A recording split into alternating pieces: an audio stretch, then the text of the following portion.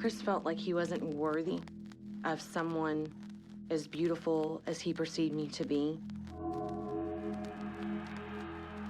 I had to digest two serious facts, and that was one, no one knows where I am, and two, no one's coming for me.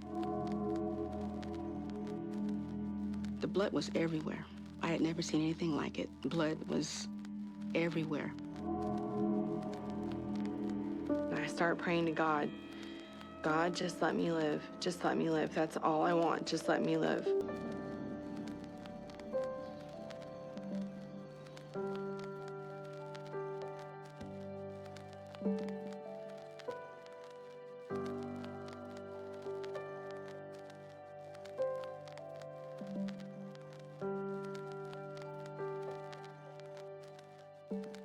His job was something that did attract me to him because he was sort of this accomplished guy that knew what he wanted out of life.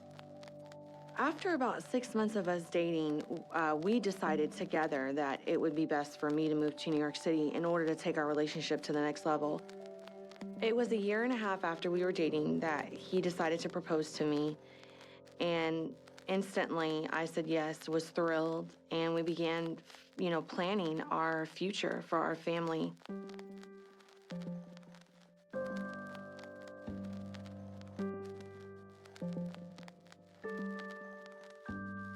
After our first son was born, I was very eager to get married, but there was sort of this lurking problem that I never really understood, and I didn't find out until after 3 weeks of our first son being born that it was because he was in fact married and was still married, had been married. I never even knew he was married.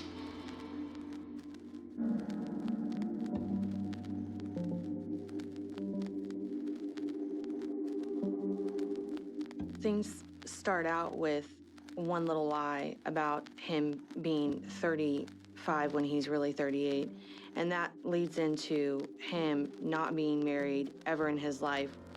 That leads to other things such as lying about where he is because he's actually out gambling, or lying about who he's with because he's actually out cheating.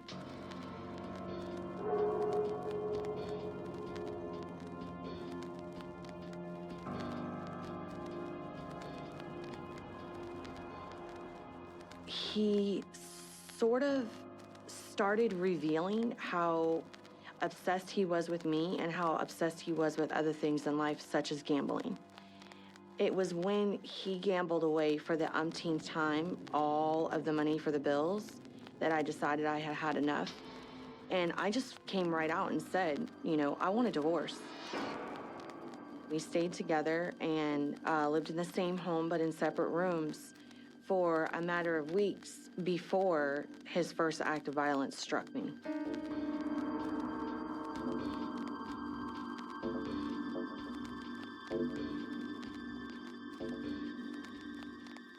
Before I knew it, I was somehow on the bed.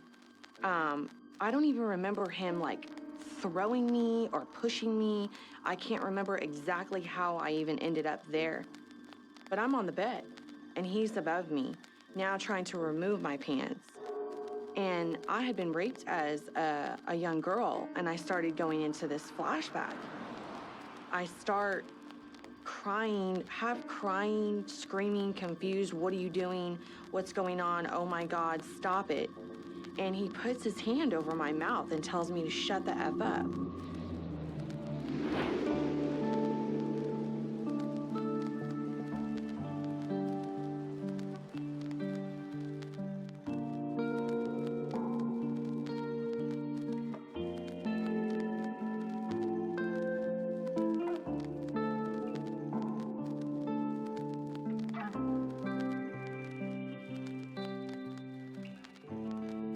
I wanted to move out of New York because I was basically tired of my life there. Growing up for 30 years in New York, I'd had my run of it. I had a job opportunity waiting for me in Sun Valley, Idaho, and I took it. I packed my dog, she's my co-pilot, and so I basically had my life stuck in this little Audi, and, I set off for the West.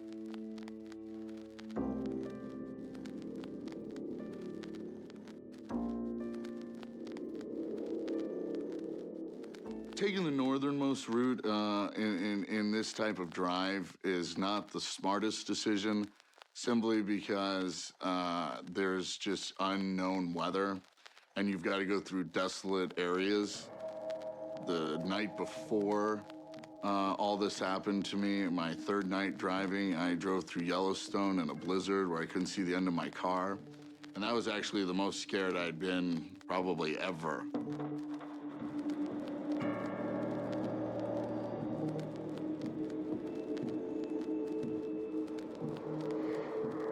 I don't know whether it was military or U.S. government or Idaho government, but they told me I was lost. I agreed. And they told me I had to go back and take my first left, and I've just followed that road, which I did. I turned around, went back, took a left, and it was right about that point where I began to notice that I wasn't all there. As a type 1 diabetic, you can have what's called a hypoglycemic episode. When that happens, you have too much insulin in your system, and therefore you have a low blood sugar. When you have a low blood sugar, you become disoriented, you're described as punch drunk, and you're basically disconnected from reality.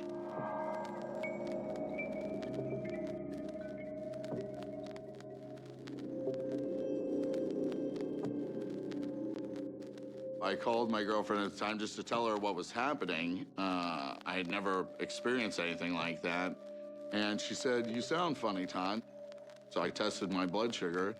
It was at 69, which is the very beginning of a hypoglycemic episode. So I started drinking the one soda I had in the car, regular soda because it has sugar in it, and that was the last thing I remember.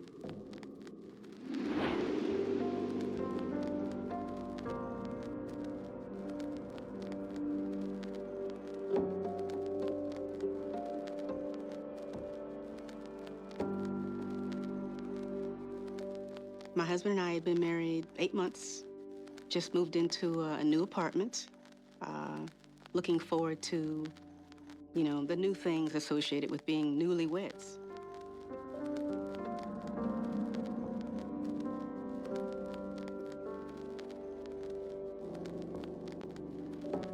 I had to be at work at 8:30, so it took about a half hour for me to walk to work. It was about 12 blocks away, about a mile. So I would typically leave the house around 8. Walking towards the door, and I reached out and grabbed the doorknob, and I turned, and that's as far as I got. Once I turned the doorknob, he was in the house. The next thing I knew was there were hands at my face. This man's hands were punching me in the face, scratching at my face. He started to guide me with his arm and with his hand, started to guide me into the living room. And he asked where the stereo was. And at that point, I was very relieved, because I thought he wanted to rob me. So he said, "Take me to your stereo." Well, he started whispering in my ear. He said, "I'm in control here." And he said it a number of times. As we're walking, "I'm in control here. Don't scream. Don't yell. I'm in control here." And while he was saying this, he started punching me in the side. It was at that point when he started punching me that I thought, no, he doesn't want to rob me. There's more to it than this. That's when the idea of the rape came into my mind. Maybe he wants to rape me.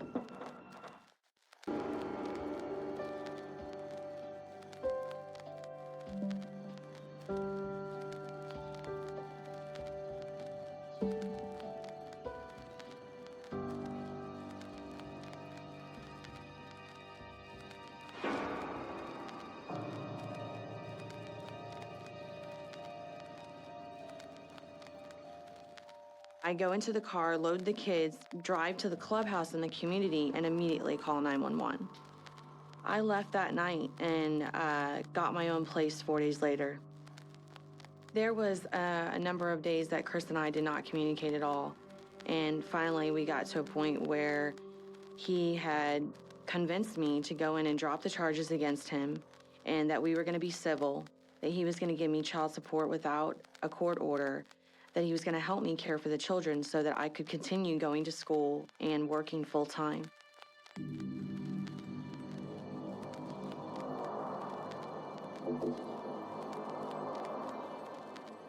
I came to his house after school. My kids were with their godmother, and just sort of stopped in to get something to eat, get something to drink, do some homework, and go for a run. And it was when I came back that I ran into my next door neighbor, and just sort of that chit chat, hey, how are you? How are the kids? Everything's great. And went to enter the home a second time. As soon as I entered the home, he was there, stark naked, with a butcher knife. So his goatee's completely shaved, his chest and his stomach is completely shaved, and his arms are shaved. Everything is shaved.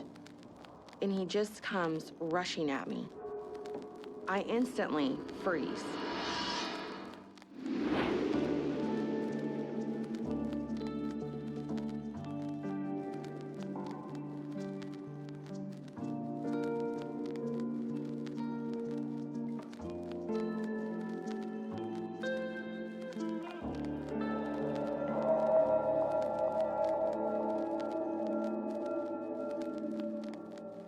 My GPS was programmed for the fastest route, which, unbeknownst to me, took me on a closed mountain road. I had no idea, and being in a hypoglycemic state, not aware of my surroundings, I just followed what my car said. So my car ended up taking me onto this unbelievably dangerous mountain pass that is closed, and I had no idea.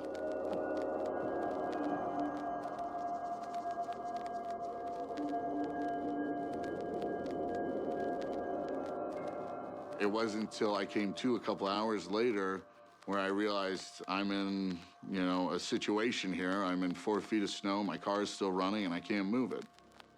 I was basically stuck in a part of the mountain where there was no cell phone reception, and my navigator or navigation system did not have the wireless connection to make a distress call.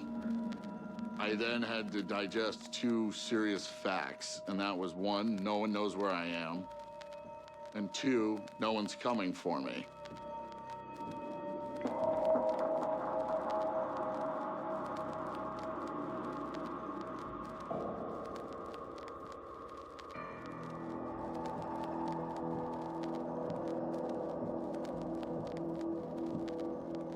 My GPS told me I had 20 miles to get to some place in Sun Valley. Probably take me about 15, 17 hours to walk the 20 miles. And, once I get there, I'll just be real tired, but hey, at least I'll be there. And I thought, I'll wait till the snow melts and come back and get my car in the spring.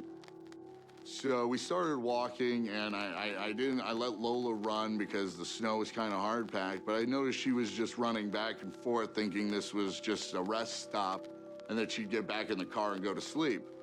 And I kept trying to tell her, don't waste energy, stop wasting energy. But she's a dog, she's not listening to me. So it wasn't until we got into the woods and out of the road, basically, we are now entered from what was kind of the open part of the valley now into the condensed and covered part of the forest, where we started sinking.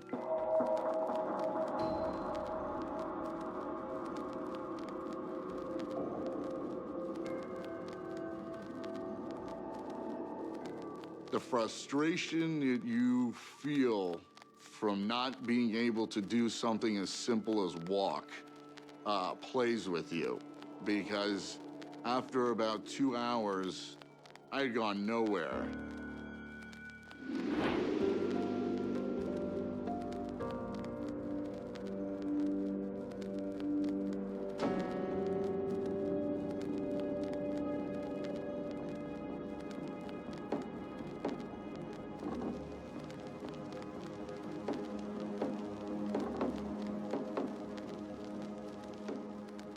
We walked, again, as if we were one.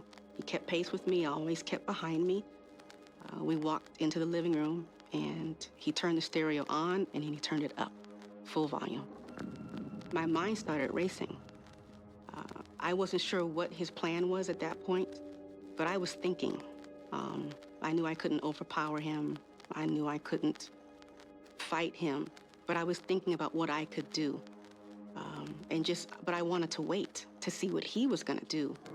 I might have been able to gauge what his plan was if he did yell, if he did grunt, if he did raise his voice. But none of that, none of that. He was so calm, it was kind of scary. I did tell him that I had some money, and I did. I had a few $100s in one of my shoes, and he didn't react.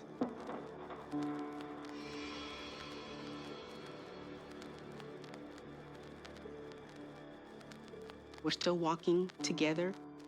He's still punching me in the side. And we walk into the bedroom, and we walk past the bed. So we walked to the corner of the bedroom, and there was a window there. My thought at that point was, I've got to get someone's attention. It's 8 o'clock in the morning. Someone has still got to be in this building, and I need to start getting someone's attention. So I lashed out and broke the window, and I started screaming.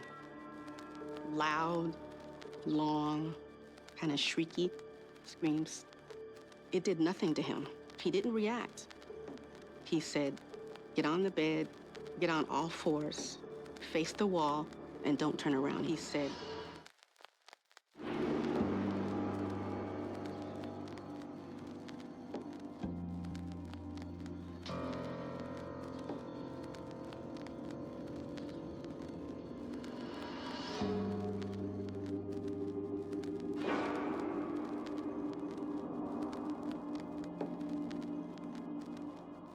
He's standing there, stark naked, with a butcher knife, and his body is shaved. And he just comes rushing at me. I turn for the door, and as I'm grabbing the doorknob, he's scooping me up from behind. And the butcher knife actually accidentally cuts me. So I begin to look down at the floor, and I see the blood dropping and hitting the floor. And this is when I say to myself, this is very real. What is going on, and how am I going to get out of this? He takes me immediately into the garage, and there is this blanket placed there, oddly, yet strategically placed. And he puts me face down on the blanket and begins trying to sexually assault me from behind with a butcher knife to my throat. So I begin saying anything that I think will pacify him. Chris, stop. I love you. I love you. What are you doing? I've been thinking about it. I wanted to be back with you. Just stop right now. And eventually he does stop and then stands about 3 feet away from me and starts questioning me. And he's questioning the paternity of our oldest son. And I'm confused by this. Like, how could he? This is a child that was planned. But I start trying to buy myself time, and I'm thinking in reality about how the hell I'm gonna get out of this. And I finally say to him, you know, we planned him. What are you talking about? He's yours. We planned him. And he says to me, I'm gonna give you one chance to tell me, or I'm gonna gut you like an effing pig. That's the point where in those moments, or in a moment like that, you start trying to buy yourself time, and you're thinking of how you're going to escape. And then he puts the knife down and picks up a hammer.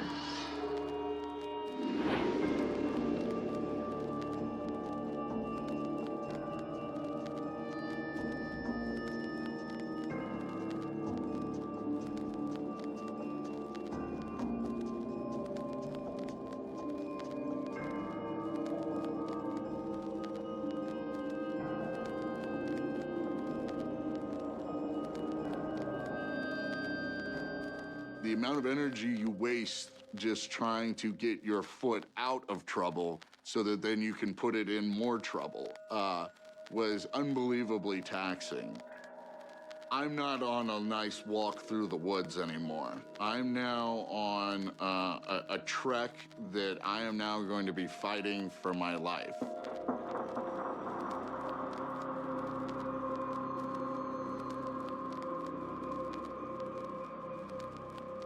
So at about 11 p.m. On the road, I noticed to the right and down about 150 feet was an opening. So I said, Lola, that's where we're sleeping tonight. We'll get cover. So I went down there, I took one of my t-shirts off and I wrapped it around a big stick and I used my lighter and lit it on fire. I then collected all the pine needles I could find to create kind of a mattress slash bed. You know, it's not comfortable, but I'm not on the cold ground. That was the whole point. My mind was racing, I was nervous, I was scared. But I probably slept a couple hours. I'd say maybe 3 to 4 hours.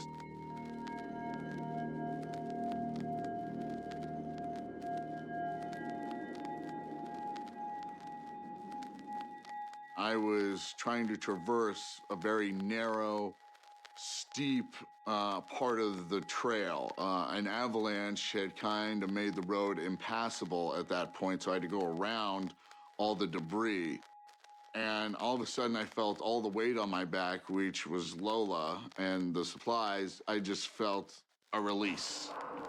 I turned around, I tried to catch the bag, but I couldn't. I wasn't fast enough. And Lola, in her travel bag, went tumbling down, I want to say, almost down to the river. So I want to say it was darn near 2,000 vertical feet. She just went. I immediately panicked. I did not know what was happening or what had happened to her.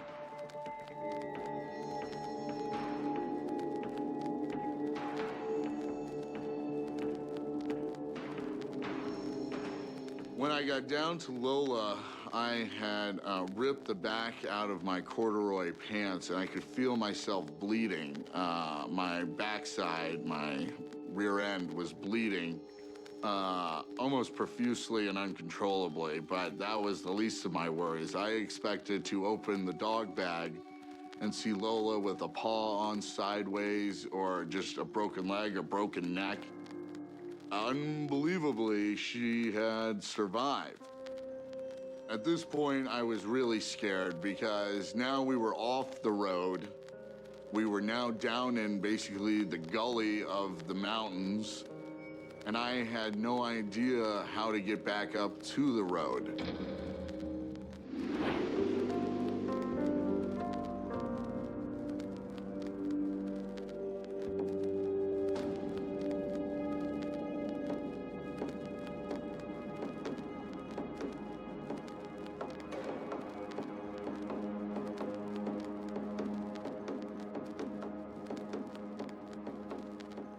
He pounced on the bed, and he was behind me the whole time. He made sure that I really never got a good look at him. And from behind, he was scratching at my eyes.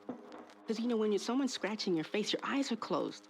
And yet he was still able to get my contact lenses out. A knock came at the door.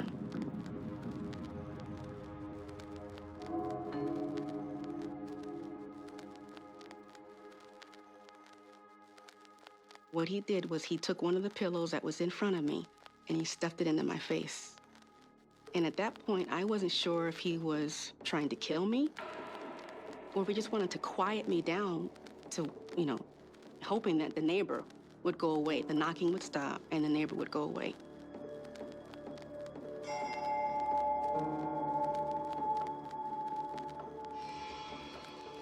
I stuck my arm up into the pillow to provide a little air pocket because I wasn't sure what he was doing. I didn't know if it was temporary or...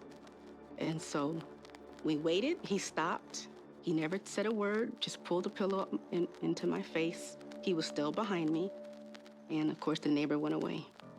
I'm squirming, I'm fighting, I'm trying to get out of his grip. And we're just doing this all around the bed. At one point, I fell onto the floor.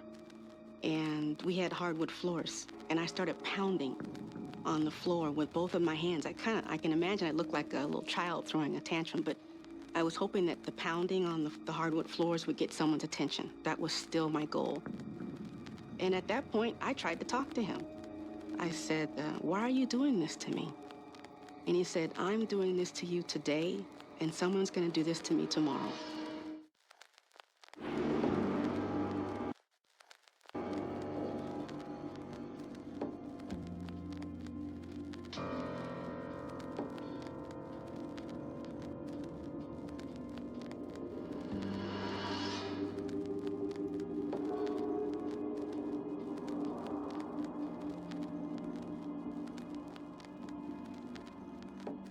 I never noticed a knife. I never noticed a hammer. I never noticed a candle. I never noticed any of these things that were strategically placed and ready. So he switches to a hammer. He stands above me and strikes me in the head with a hammer 2 times on each side. And I can feel the blood running down the side of my face as I'm still laying there. And I'm like, this is it. And I remember looking back at the garage door and it was unlocked. So I'm laying there and I start saying my final prayers. God, just forgive me for my sins. Take care of my children. Let me go to heaven. And then something comes over me, which is the image of both of my children as teenagers alone without either one of us. And I, of course, as a mother, cannot stand that thought. So something changes in me. And he picks up this container, which I can't even recall what it was in, and just tosses gasoline on me. Out of reaction, your body is that natural as it's coming at you. And I remember it hitting my hands. I remember it going into my mouth and me swallowing it. And this is how I know that this is in fact gasoline that this man that I once loved and swore he loved me is throwing on me. And I'm realizing that he doesn't want to just kill me. He wants to destroy the trophy wife that he chose.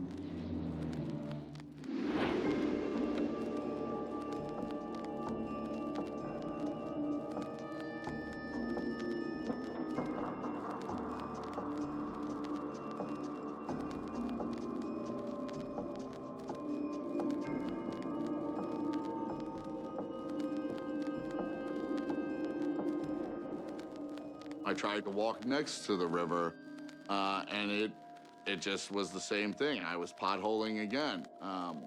But this time the snow was even softer, so it was even harder. I jumped in the river. The river is probably 37, 38 degrees. There was still ice and snow on top of it at certain points that I had to break.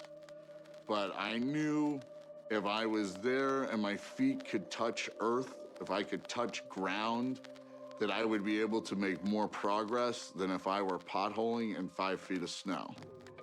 I fell twice, soaked myself thoroughly. My feet are, again, freezing. My pants were ripped open from trying to get to Lola. So occasionally in the deep parts of the river, water would come into my pants and touch, just bare skin. After about 5 hours of walking the creek, I realized I was shaking, and I was shaking uncontrollably. And I didn't know if I was having a low blood sugar again, which when you do have a low blood sugar, your general result is if you don't take care of it, you pass out. I knew if I passed out, I'm dead.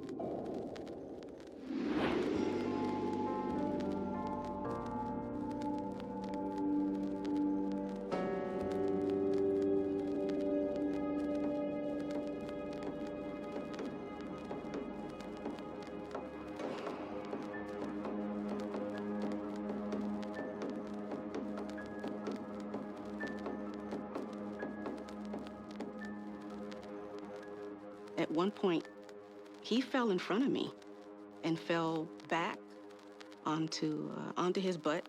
His legs were open and his crotch was exposed. And my first thought was, let's try to give him some pain too, And so I reached for his crotch. I can't tell you what I was gonna do, but I wanted to do something. But his pants were extremely tight. And so I really couldn't do what I wanted to do. I really wanted to put some pain to him like he was putting to me. At that point, he was reaching for the iron. So he hit me in the back of the head, and he hit me again. One of them was to my forehead, one of them's to the side, one to the arm. I put my arm up. He broke my arm with one of them. And one of them, he damaged my left ring finger. The blood was everywhere. I never lost consciousness, never. And I thought that had to be driving him crazy. He's probably thinking, what do I have to do? He hit me 7 times total. And the iron broke. The plate, the face plate, fell right off. He dropped the iron and said, now you're gonna get it.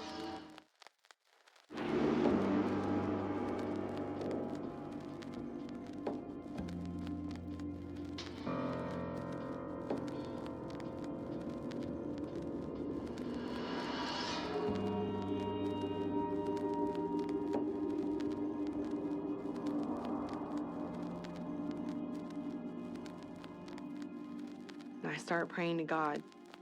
God, just let me live. Just let me live. That's all I want. Just let me live.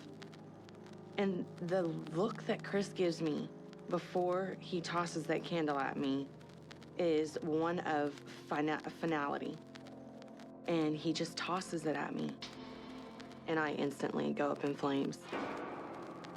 All I remember is the urgency to get out.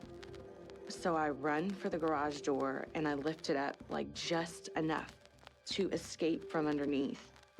And I can't even see. Like, I'm engulfed completely and I can't even see where I'm going. And I just drop immediately. But the problem is that every time I roll one way, I'm hitting the tree. And then when I roll the next way, I'm hitting the concrete. So it's not really helping.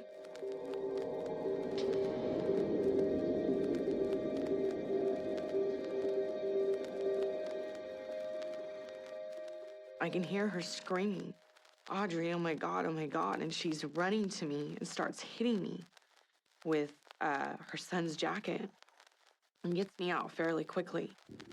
And then Veronica is overcome by shock. This woman is screaming and trembling. And I'm screaming to her, Veronica, 911, 911. And she finally gets them on the phone. And they ask her if I can walk to her house and get into the shower to just stand under this water. And she's like helping me peel these clothes off of my body that are already melting to my skin.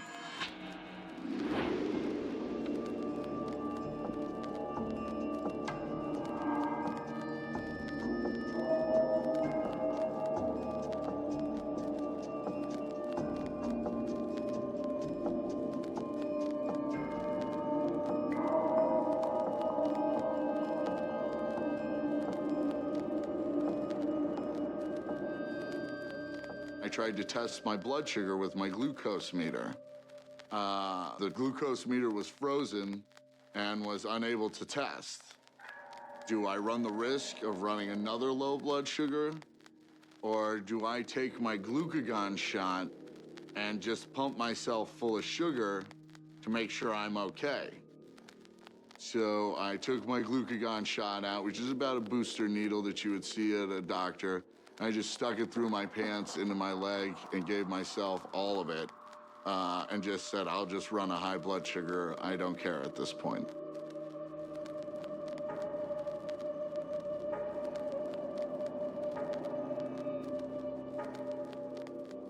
I pulled off, again, tried to collect as many pine needles as I could to create a bed where I wasn't just sleeping on the snow. My lighter no longer worked. There was no way for me to start a fire. There wasn't even enough dry branches for me to produce kindling. I could feel my body shutting down. I could feel my heart slowing. For sure at this point, we're both gonna die.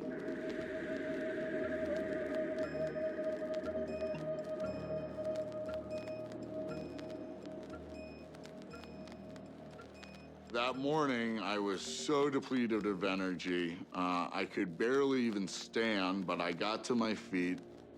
And right then, I look up and you could begin to see the road descending from its perch on the mountain. So I said, Lola, if we can get on that road by noon, 7 hours, We'll be sleeping in a bed tonight. I'll probably be in a hospital bed, but we'll be in a bed tonight. That third day was the toughest day for me because as a diabetic, I had now gone about almost 70 plus hours without eating. I remember at one point, I collapsed on the side of the road. I was basically fighting to stay conscious.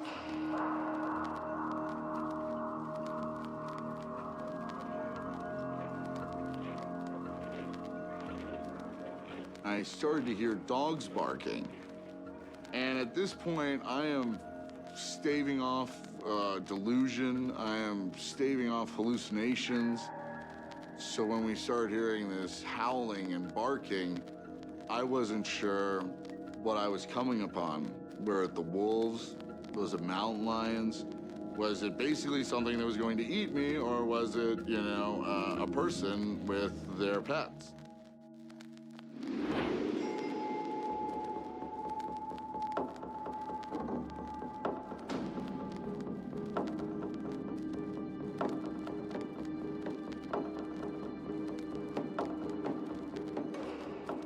He's going to the kitchen to get something sharp, to get a weapon, something to finish me off with since the iron was broken.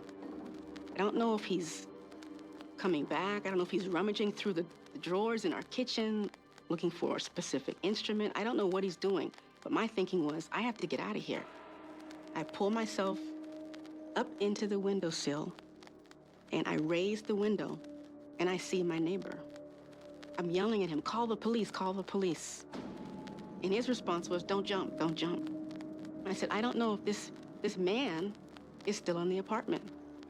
And so I popped up into the windowsill, turned around, and I hung there from my fingertips. And I thought to myself, if I just hung there, the distance between my feet and the concrete would be shorter, and it wouldn't be such a bad fall.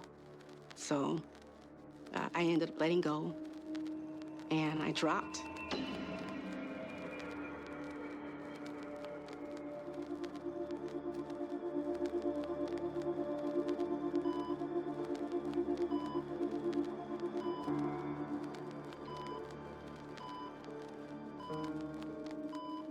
I think when couples experience something traumatic like this, from that point on, it can go either way. But in our situation, it brought us closer together, and we're still together today.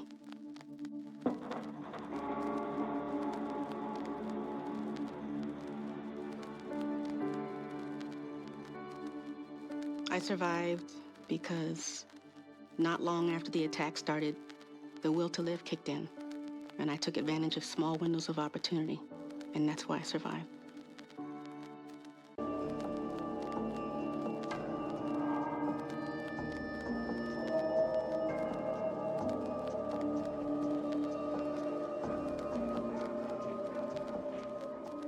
We came around a bend, and I tell you, I've seen a lot of stuff in my day, but nothing was more attractive to me than the sight of another human being.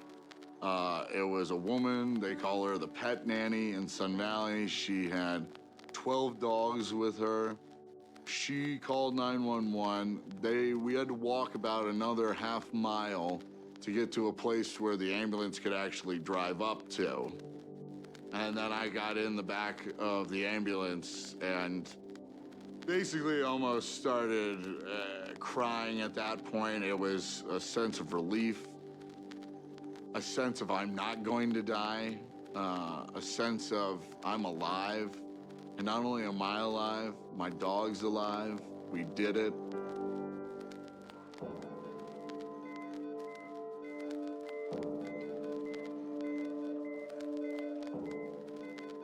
They ran these tests on me, and their conclusion was I had about 5 to 6 hours to live. I thought for sure I was gonna lose toes, my feet, and unbelievably, I didn't. I went through 12 bags of fluid to rehydrate and rejuvenate my body, but I didn't even have a cold. I didn't even sneeze.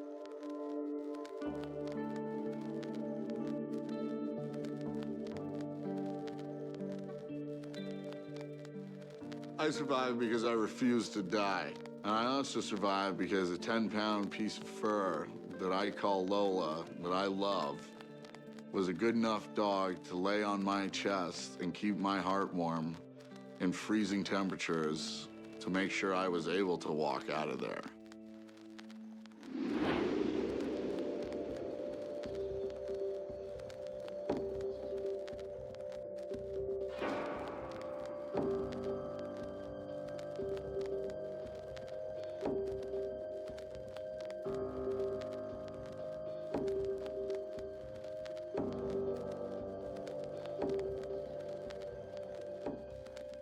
I'm just standing there with the water running over me until the ambulance comes and I can hear the sirens.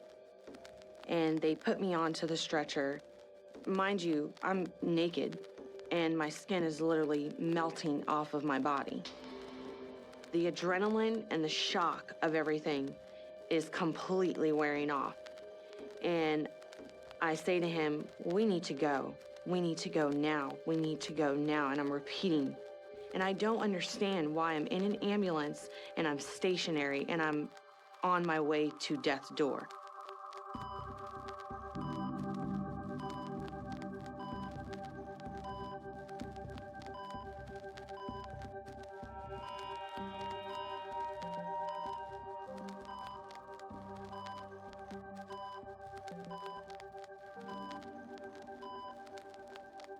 During the trial, he actually accused me of attacking him along with a masked man, that I had been the one that tried to murder him. It's like the ultimate disrespect. It's the slap, the final slap in the face. Something that I knew pretty early on is that Chris felt like he wasn't worthy of someone as beautiful as he perceived me to be. And I think that he chose fire because he knew that if I survived, that he would have ruined me and no one else would want me.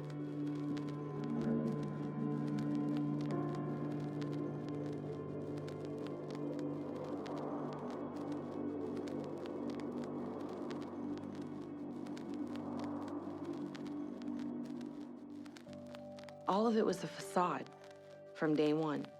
This tough cop guy that's out there in New York City fighting crime on the streets was never who he really was. He was a coward the entire time. I survived because of two reasons. Number one, I was smart enough to pray in that moment and God wasn't ready to take me. And because thinking about my two children growing up alone gave me the will to fight until I made it out. In the summer of 1809, in what would one day be Montana, a man without clothing was walking briskly, keeping a close eye on the people behind him. A moment later, he could see out of the corner of his eye that they had begun to sprint after him. The man then started sprinting as well, as fast as he could, because he knew if he was caught, what would happen to him would be horrific. This is his horrifying story, and as always, viewer discretion is advised.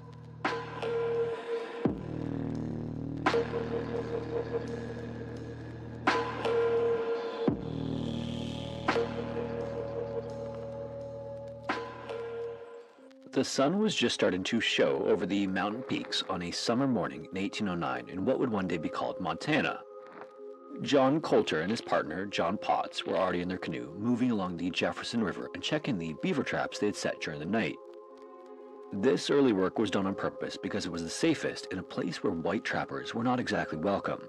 And the two men understood where they were. This was territory belonging to the Blackfoot Native American tribe, and anyone working in this region accept the risks involved. Trappers who worked this far west learned quickly that visibility could invite trouble. Smoke from a fire could be seen for miles, and footprints along a riverbank could lead to being tracked down. Even the sound of chopping wood could give away that unwelcome guests were in the area, so Coulter and Potts adapted. During the daylight hours, they stayed hidden, pulling their canoe into cover and avoiding unnecessary movement. They ate cold food when they could and spoke quietly, if at all. After dark, they worked quickly to set their traps, and at first light, they'd return to collect them before disappearing again. The reason for such a cautious routine came down to one incident years earlier when one of the Blackfeet was killed by Meriwether Lewis during his infamous expedition with William and Clark. You probably know this as the Lewis and Clark expedition. And Coulter and Potts understood it better than most, as they were actually part of that expedition and had already had violent dealings with the Blackfeet before. Those encounters taught them to keep a very low profile in the area. As they continued moving along the trapline, Coulter slowed and began scanning the trees and tall grass near the water.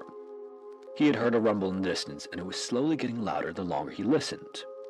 Something suddenly didn't feel right, and Coulter told Potts they should get back in hiding, but Potts dismissed the idea by questioning Coulter's bravery. He believed the noise was coming from a stampeding herd of buffalo and that there was nothing to worry about, but Coulter wasn't so sure. Despite Coulter's trepidation, though, the two got back to work and continued upriver, but as they did, the sound continued to grow more and more prominent. Coulter then stopped again, and before he could react, he saw movement on the banks. Blackfoot warriors began stepping off of horses and out from the grass and trees along the river. Soon they numbered upwards of 800, and all of them had their eyes fixed on the two men in the river. Using hand signals, one of the warriors then beckoned for Coulter and Potts to come ashore, and Coulter was quick to follow the command. He moved the canoe toward the banks before stepping into the water and then onto dry land. As he did, one of the Blackfoot warriors approached Potts in the canoe and stole his rifle, but Coulter snatched it back from him and handed it back to Potts. Potts then retreated from the bank in the canoe and refused to come onto land, despite Coulter pleading with him to do so. When it became clear that Potts wasn't going to surrender, an arrow was released directly into Potts' leg. He then responded by lifting his weapon and aiming at one of the warriors. A bang then echoed throughout the valley, and the shot instantly ended the Blackfoot that Potts had in his sights. This was a huge mistake, and that's when all hell broke loose. Before the gun smoke had even cleared, a volley of arrows made its way toward the canoe, and a second later, Potts simply slumped over. Horrifyingly, that was just the start of it. Coulter then watched as his trapping partner was gathered from the canoe and brought onto shore. Immediately, the warriors pulled out a variety of instruments and began to literally tear apart the remnants. As parts were removed, they were thrown in Coulter's face before they fell to the ground, forming a pile at his feet. And at this point, Coulter was sure he would meet a similar fate. After Potts had been completely destroyed, the Blackfeet stripped Coulter of his clothing and summoned a council to determine what to do with him. At first, the plan was to set him up as a target for target practice, but a Blackfoot chief appeared at the riverbanks with other ideas. After sizing him up, the chief asked Coulter a question that made his blood run cold. The chief asked him if he was a fast runner. Rewinding a bit though, by the time Coulter stood naked on that riverbank in the summer of 1809, he had already lived several lives worth of experience in places most Americans would never see. He was born around 1774 in Stewart's Draft, Virginia, which is a rural area that combined farming with frontier life. His childhood was defined by hard work, isolation, and learning how to survive in the wilderness, rather than formal classroom education. Sometime before 1803, he left his family's farm and headed west to Limestone on the Ohio River. This was a rough settlement that would later be renamed Maysville, Kentucky. At the time, Limestone was a jumping-off point for those who planned to keep moving west. And when Meriwether Lewis passed through in late September of 1803 while preparing for the famed westward expedition he helped lead, Coulter approached him about joining. As it turned out, Meriwether was looking for men who could handle the rough terrain and long stretches of isolation, so Coulter fit the bill perfectly. He then officially enlisted in the U.S. Army's 1st Regiment on October 15th that year while the expedition was camped at the Falls of Ohio. Now, by then, Coulter was already in his late 20s and older than many of the men who would make up Lewis and Clark's group. Early on, though, it became clear that Coulter's age didn't necessarily come with maturity. He had trouble adjusting to military discipline, so much so that he quickly earned a reputation as one of the expedition's problem men. He drank too much on New Year's Eve, disobeyed orders by leaving camp to visit a whiskey shop, and eventually found himself confined to his quarters for 10 days. Later, he was even court-martialed for threatening an army sergeant during a dispute over authority when both Meriwether and William were away. It was the kind of behavior that could have ended his role in the expedition altogether, but even in those troubling early days, Coulter proved himself to be too useful. Meriwether and William quickly realized that Coulter brought something to the group that few others did, and that was his exceptional skill as a hunter. He could apparently move through unfamiliar terrain and reliably return with meat, and that was worth dealing with a few disciplinary issues. The expedition depended on fresh game to survive, and Coulter helped keep the party fed when conditions made hunting difficult. As the journey continued as well, Coulter shaped up and was trusted with more responsibility. He was often sent out alone, sometimes far ahead of the main group, to scout terrain and look for game. He helped identify routes through the Rocky Mountains and once retraced dangerous ground in the Bitterroot Mountains to recover lost horses and supplies. When he returned, he brought back food for the expedition and even for nearby native groups who had offered to help while the expedition was struggling. And speaking of the indigenous people the expedition encountered, Coulter was apparently particularly adept at cooperating with native tribes. He had a strong grasp of nonverbal communication, which allowed him to interact with groups that spoke entirely different languages. Like, for example, in one key encounter, he used gestures and calm behavior to defuse a tense situation involving stolen horses and persuaded members of the Tushapawe Flathead tribe to accompany him back to camp. He also even enlisted the help of a young Flathead guide who helped move the expedition through difficult terrain where food was scarce. And physically, Coulter also seemed almost built for this kind of life. He seemed to never get sick, and while others suffered from illness and exhaustion, Coulter just continued hunting and scouting. Meriwether and William eventually trusted him enough to allow him to leave camp during periods when most of the men were ordered to stay put. Then, by the time the expedition reached the Pacific Ocean, Coulter had become one of its most reliable members. When the expedition finally turned back east in 1806, most of the men were ready to go home, but not Coulter. At the Mandan villages, which were collections of buildings built by the Mandan natives in present-day North Dakota, he encountered two trappers heading upriver into the Missouri country and asked Meriwether for permission to join them. Meriwether by then had so much respect for Coulter that he granted him an honorable discharge nearly 2 months early. So after traveling thousands of miles west, Coulter stepped from one boat to another and headed straight back into the interior. This decision marked the beginning of his next life chapter as a mountain man. The trapping partnership didn't last long, and much of Coulter's movements over the next year remains unclear. His routes were rarely recorded, and much of his time was spent alone or with small groups moving through contested territory. By 1807, he was heading back toward civilization when he encountered Manuel Lisa, a fur trader organizing an expedition into the upper Missouri River country. When he met up with Manuel's group, Coulter even recognized familiar faces from the Lewis and Clark expedition, including John Potts. So once again, Coulter was drawn back in, turned around, and headed back into the wilderness. At the intersection of the Yellowstone and Bighorn Rivers, Coulter helped build Fort Raymond, one of the earliest American trading posts in the region. Once the fort was established, he took on the role of Manuel's emissary, traveling between native groups to spread the word of the trading post. At the time, the region was unstable, and the Blackfeet dominated much of the territory because they gained access to horses and firearms earlier than many neighboring tribes. This put the Crow, the Shoshone, and the Flathead peoples at a severe disadvantage, and they were eager to trade for weapons. Coulter understood this and explained it to Manuel, who suddenly saw an opportunity for the trading post at Fort Raymond.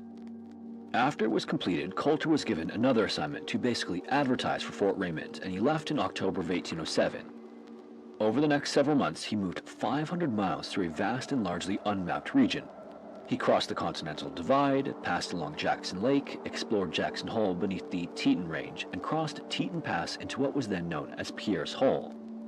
Traveling slowly north and east, Coulter is believed to have even reached Yellowstone Lake in modern-day Wyoming. Along the way, he encountered many of the geothermal features that defied explanation, like steaming pools, bubbling mud, and sulfuric waterways.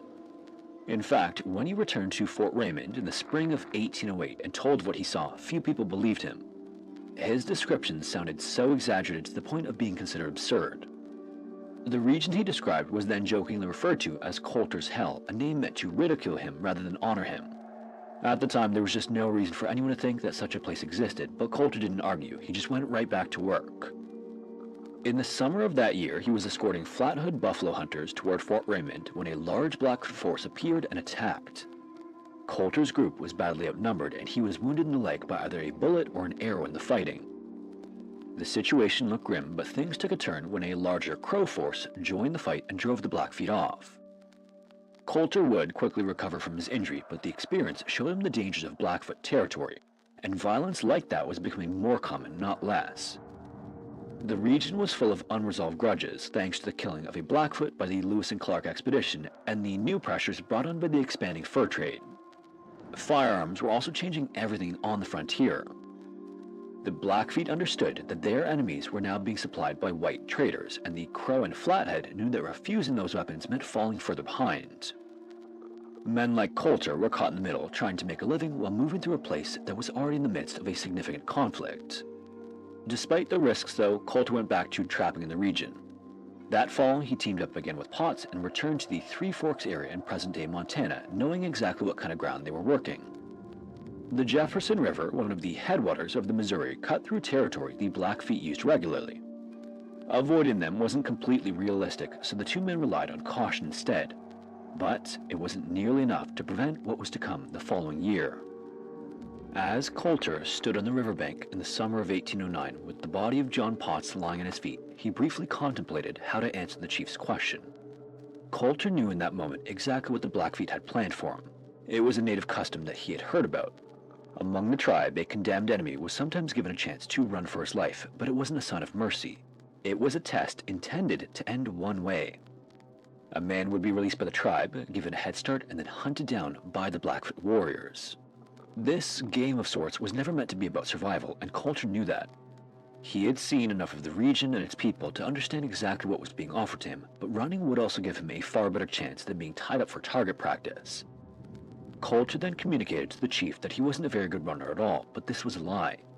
He stood about 5'10" and was in peak physical condition thanks to his days as an explorer, but he didn't want the chief to realize this and decided not to let him run and instead suffer some other horrific fate. If they wanted to make Coulter run, then he was going to run. After Coulter's reply, the tribesmen gathered briefly to make their decision, and in the end, it was determined that their new captive would take part in their brutal custom. They led him away from the riverbank and out onto open ground nearby. Coulter was still without clothing, without a weapon, shoes, or anything to protect him from the terrain that lay ahead.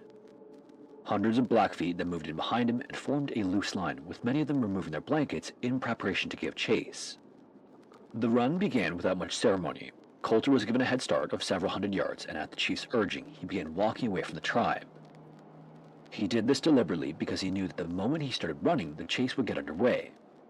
As he walked ahead, he kept a close eye on what was going on behind him, and the moment he saw movement, he bolted. Coulter pushed himself right away and set a blistering pace across uneven ground. Rocks cut into his feet and prickly pear toward his skin, but he didn't slow down. Within minutes, he was breathing heavily and blood came from his nose due to how hard he was working his body. Still, he kept going as about 600 Blackfeet warriors surged toward him. For the first stretch, there were many of them close enough that Coulter could hear their footfalls behind him, but he kept his focus on putting distance between himself and the angry mob. The only thing that mattered, and the only thing keeping him alive, was staying ahead. After several miles of desperate running, the sounds behind him began to thin out, and one by one his pursuers fell back. Unbeknownst to the chief, Coulter had always been a strong runner, and his endurance was now his only advantage, so he continued to push himself into the wilderness. Eventually, he risked glancing over his shoulder and noticed that most of the warriors were now gone. Only one single man remained close enough to threaten him. Coulter ran harder as his legs burned, but he stayed upright. He knew that if he stumbled even once, it would be over. After what felt like an eternity, he looked back again, expecting the lone warrior had given up the pursuit, only to see him no more than 20 yards behind him, and he had a spear. Even with as fit as Coulter was, he knew he couldn't outrun the warrior much longer. He had a decision to make: keep going and possibly get caught, or stop and fight for his life. Without warning, Coulter went from a full sprint to a dead stop and turned around with his arms high in the air. The move caught his pursuer off guard, and the warrior tried to stop just as quickly to launch a spear in Coulter's direction. Exhausted from the chase, though, the warrior stumbled forward, and as he did, the spear struck the ground and snapped in two. This left the end with the sharpened spearhead on the forest floor right in front of Coulter. Reaching for it first, Coulter grabbed the broken spear point and dove at the warrior and struck him. When it was finished, in one swift motion, Coulter jumped to his feet, snatched the warrior's blanket to provide himself with some cover, and disappeared into the trees. He knew that there were others who wouldn't be too far behind, so he had to keep running. Coulter reached the Madison River after roughly 5 miles of this. There he spotted a beaver slide leading into the water. Following it, he slipped beneath a massive driftwood known as a beaver lodge. As quietly as he could, he remained in there with only his face above the surface of the water. It wasn't long before the Blackfoot warriors began to arrive at the river with their war howls and screams filling the air. They searched the riverbank for Coulter, moving back and forth as they scanned the water, having no idea that the man they were chasing was right there. At times, members of the tribe even stood on the lodge itself, getting so close to Coulter that he could see their feet through the gaps above him. But he didn't move a muscle and stayed where he was to wait them out. For hours, this went on until the sounds of the search eventually faded. When night fell and the area went totally quiet, Coulter slipped out of the beaver lodge and swam downstream. He moved until he was certain that he had put enough distance between himself and his pursuers before climbing out of the water. Then, for the next 11 days after that, Coulter walked through dangerous terrain and even climbed a snow-capped mountain wearing next to nothing just to avoid the Blackfeet. He traveled mostly at night and rested when he could, and to keep his energy up, he fed on roots, digging up prairie turnip when he found it. Finally, he stumbled into a trading post on the Little Bighorn River, exhausted, injured, and close to collapse. In all, he apparently covered 200 miles or 322 kilometers during the run for his life. Coulter eventually recovered from the ordeal, but he would never be the same. He didn't return to the wilderness much after his run. He had survived something no one was ever expected to live through, and while this could have boosted his self-confidence, he knew he'd never survive another encounter with the Blackfeet. In fact, not long after Coulter made it back to the trading post, word reached him that one of his old companions had been killed by the tribe in a brutal fashion similar to Potts. The man who was killed had also been one of the most capable men to come out of the Lewis and Clark expedition and was someone Coulter greatly trusted and respected. Coulter took his horrific death as a warning to never return to the wilderness of the territory. A year later, in 1810, he did help construct another fort near Three Forks, but his heart was no longer in the work. When 2 more of his trapping partners were killed by the Blackfeet, Coulter finally made his decision. He could simply no longer risk living as a mountain man. Before the end of 1810, he headed east. After nearly 6 years spent almost entirely beyond the edge of American settlement, Coulter went to St. Louis and eventually married a woman named Sally. They bought a small farm near Miller's Landing, Missouri, a place now known as New Haven. It was a calmer, less exciting life compared to his previous one, but that suited Coulter just fine after all he had been through. Farming didn't require the constant vigilance that fur trapping in contested territory did. He did, however, reconnect with William in the time after his survival run and shared with him what he had seen during his years in the wild. Coulter told him about routes, rivers, mountain passes, and places no one back east believed existed. William then took those accounts and used them to draw a map of the region. It was far from perfect, but for the next 75 years, it was the best and most accurate map anyone had of the area. Long after Coulter left the wilderness, his observation continued to influence how Americans viewed and understood the West. Another 2 years later, when the War of 1812 broke out, Coulter enlisted again, this time serving with Nathan Boone's Rangers. Records from the period are thin, and details about Coulter's final days are difficult to pin down, but his enlistment didn't last long. Some accounts say that Coulter fell suddenly ill and died of jaundice on May 7, 1812.